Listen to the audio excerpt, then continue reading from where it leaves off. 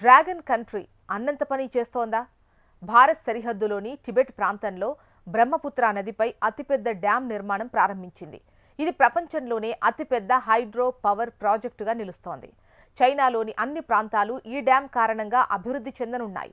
అయితే ఈ డ్యాం నిర్మాణం పూర్తయితే భారత్కు నీటి ప్రవాహం తగ్గిపోతుందని, ఈశాన్య రాష్ట్రాల్లో జీవ వైవిధ్యం దెబ్బతింటుందని భారత్ ఆందోళన వ్యక్తం చేస్తోంది. చైనా మాత్రం ఈ డ్యాం నిర్మాణం చేసి తీరుతాము అంటోంది. ప్రపంచంలోని అతిపెద్ద హైడ్రో పవర్ ప్రాజెక్టును ఎట్టకేలకు చైనా ప్రారంభించింది. దాదాపు 14 లక్షల కోట్లు ఖర్చు పెట్టి ఈ project నిర్మిస్తోంది dragon country.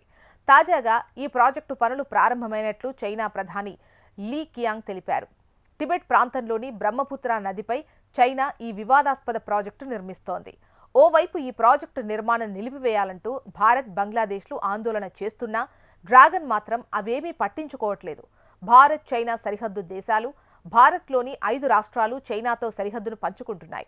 Jammu Kashmir, Himachal Pradesh, Uttarakhand, Sikkim, Arunachal Pradesh, అలాగే భారత్, చైనా మధ్య దాదాపు 3488 కిలోమీటర్ల సరిహద్దు ఉంది. ఈ క్రమంలో చైనా భారత్పై ఇలా ప్రాజెక్టు నిర్మాణంతో బిగ్ స్కెచ్ వేసిందనొచ్చు.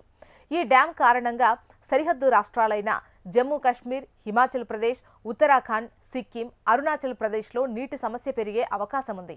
ఈ రాష్ట్రాల్లోని పర్యావరణం, కమ్యూనిటీలకు ప్రమాదం పొంచి ఉందని పలువురు సాంకేతిక నిపుణులు, పర్యావరణవేత్తలు అభిప్రాయపడుతున్నారు. ఇదే విషయాన్ని ప్రస్తావిస్తూ ఇటీవల భారత్పై చైనా కుట్ర విషయాన్ని అరుణాచల్ ప్రదేశ్ సీఎం పెమా ఖండు ఖండించారు.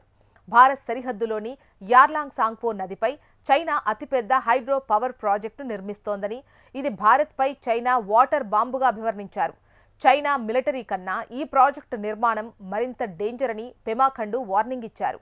అటు భారత విదేశాంగ శాఖ సైతం చైనా చర్యలపై ఆందోళన వ్యక్తం చేసింది. ఎగువ ప్రాంతాల్లో నిర్మించే ప్రాజెక్టుల వల్ల దిగువన ఉన్న ప్రాంతాలకు హాని కలగకుండా చూసుకోవాలని చైనా సూచించింది. మరోవైపు ప్రధాని మోదీ ఆగస్టులో చైనాలో పర్యటించనున్నారు. చైనా అధ్యక్షుడు జిన్పింగ్తో మోదీ చర్చలు జరుపుతారు.